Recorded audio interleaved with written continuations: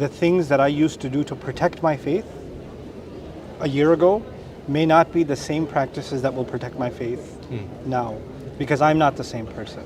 Because you might find the things that used to work when you were 18 are not working now. You see what I'm saying? Because you're not the same person. So you need new things, and it's different for different people.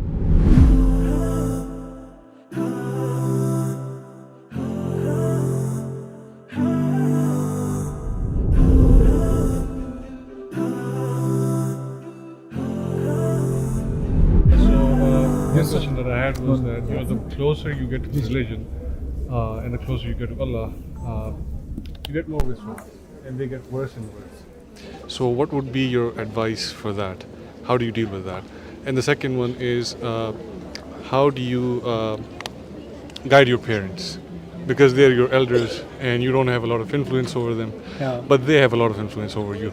So if you, for example, criticize them or you tell them, hey, you should be praying more, or you should be reading the Quran more, they can go around and tell you, you're going to tell me?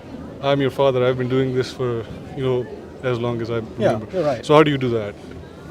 So on the first question about as you get closer to Allah, you get more whispers and you're more tempted and you're more distracted and Shaitan attacks you more. Just my understanding of this, Allahu Alam, is that we go through different phases in our life and we change as people. So I'm not actually the same person I was last year.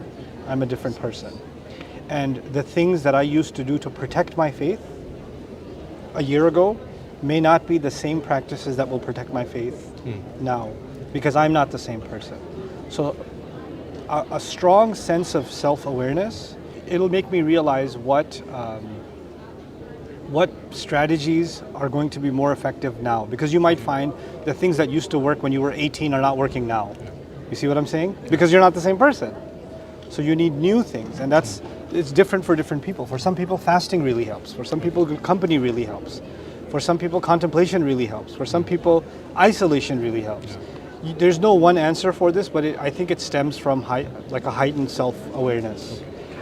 Second question about parents, my thoughts on it are that, especially for children, they often find themselves not in a position to be able to be direct with their parents. I think there's a time and place to be direct with parents also, but every indirect avenue should be exhausted continuously. And for a long time I decided that I will never talk about Islam to my mother or my father, ever. I was giving lectures all over the world. I never said a word about it at home. And they differed with me on practically everything having to do with Islam. But I never talked about it because of two things. One, I didn't want them to feel like I'm being what I am outside, I'm being that with them. Because what I am outside, people consider me a teacher and someone who they take influence from, and now I think that I'm so big that I can preach to them. So I didn't want them to have that feeling. And secondly, I know that if I say something, because I know them more than anyone else, they will say some things in response that the angels will record against them. Right? And I don't want angels recording anything against them. So I remained silent on many issues, but maintained a long-term strategy. Right? Breaking the ice, not letting Islam be the source of conflict in the family, not allowing religious debate. Even though my dad tried many times to start religious debates, I never bit into it. And then eventually, subhanallah, I have a beautiful relationship with my parents. Alhamdulillah, may Allah preserve it.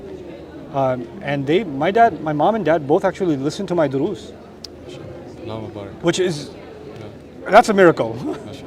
Because we're all Pakistani. Our parents listening to us, that's weird. That's not normal. Alhamdulillah. Thank you very much. You're welcome. I hope you guys enjoyed that video clip. My team and I have been working tirelessly to try to create as many resources for Muslims to give them first steps in understanding the Quran all the way to the point where they can have a deep, profound understanding of the Quran. We are students of the Quran ourselves, and we want you to be students of the Quran alongside us. Join us for this journey on bayinatv.com, where thousands of hours of work have already been put in. And don't be intimidated, it's step by step by step, so you can make learning the Quran a part of your lifestyle. There's lots of stuff available on YouTube, but it's all over the place. If you want an organized approach to studying the Quran beginning to end for yourself, your kids, your family, and even among peers, that would be the way to go. Sign up for bayinatv.com.